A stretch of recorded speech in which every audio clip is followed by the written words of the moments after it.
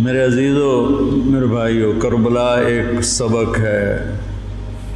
کربلا صرف 10 دن رونے دھونے کے لیے نہیں ہے، ایک سبق ہے کہ اپنی زندگی کو اللہ رسول کے سامنے جھکا دو۔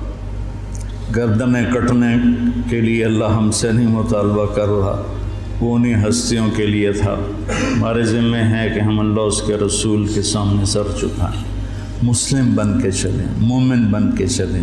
اللہ کے واسطے میرے بچوں، اگر میرے شاگرد ہو تو یہ دیوبندی اور یہ بریلوی، یہ جھگڑے نکال دو، اپنے آپ کو مسلمان کرو، مسلمان۔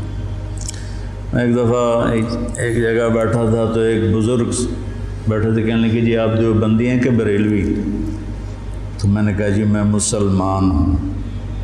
وہ مجھے ایسے دیکھنے لگا، وہ کہنے لگا میری 60 برس 70 برس عمر ہے، میں نے آج تک کسی کو یہ کہتے ہوئے نہیں سنا، تو میں تمہیں مسلمان دیکھنا چاہتا ہوں، میں تمہیں دیوبندیت سے نکالنا چاہتا ہوں۔ مسلم بنو، مسلمان بنو۔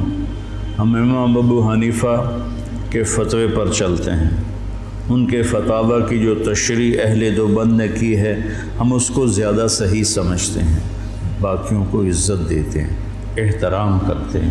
ہمارے سینے کھلے ہوئے سب کے لیے، ہم ہی حق پر ہیں اور ہم ہی جنتی ہیں، یہ عجب تمہارے اندر سے نکالنا چاہتا ہوں۔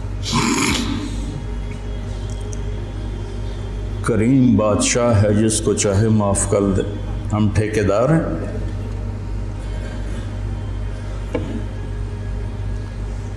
مسلم بنو، مومن بنو، امتی بنو۔ ہم شیعہ ہیں، ہم اہل تشیع ہیں، ہم بریلوی ہیں، ہم اہل حدیث ہیں، ہم دیوبندی ہیں۔ ان الفاظ کو چھوڑ دو بیٹا، پوری دنیا پھرا ہوں، کہیں یہ لعنت نہیں۔ یہ ساری بر صغیر کی پھیلائی ہوئی لعنت ہے۔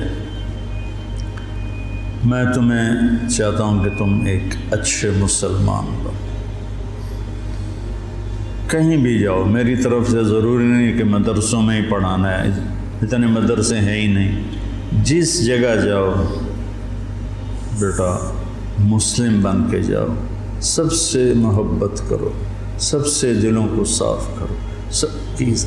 تمہیں پتہ ہے میں یہ طوائفوں کے بازار میں جاتا رہا، ان کے گھروں میں بیٹھتا رہا، ان کو پاس بٹھا کے ان کو دعوت دیتا رہا۔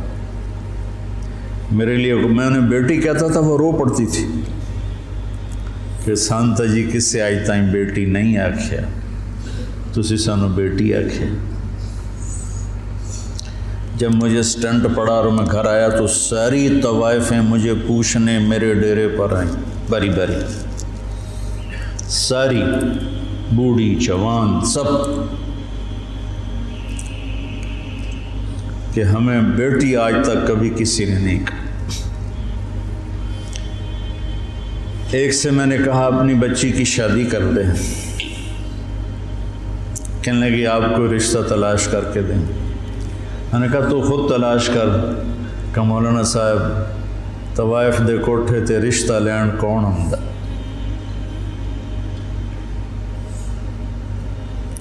طوائف دے کوٹھے تے تب خریدار ہی آن۔ طوائف کو طوائف کس نے بنایا؟ وہ اسی طرح میاں صاحب ہے، اور اس کے ماتھے پہ طوائف کا ٹیکہ لگ گیا۔ تو میں نے تو ان کے پاس جانے میں بھی کبھی یار محسوس نہیں کی۔ تو اپنے ذہن کو کشادہ رکھو، ٹھیک ہے؟ مسلم بنو، مسلم، اس پر اپنے آپ کو قائم رکھو۔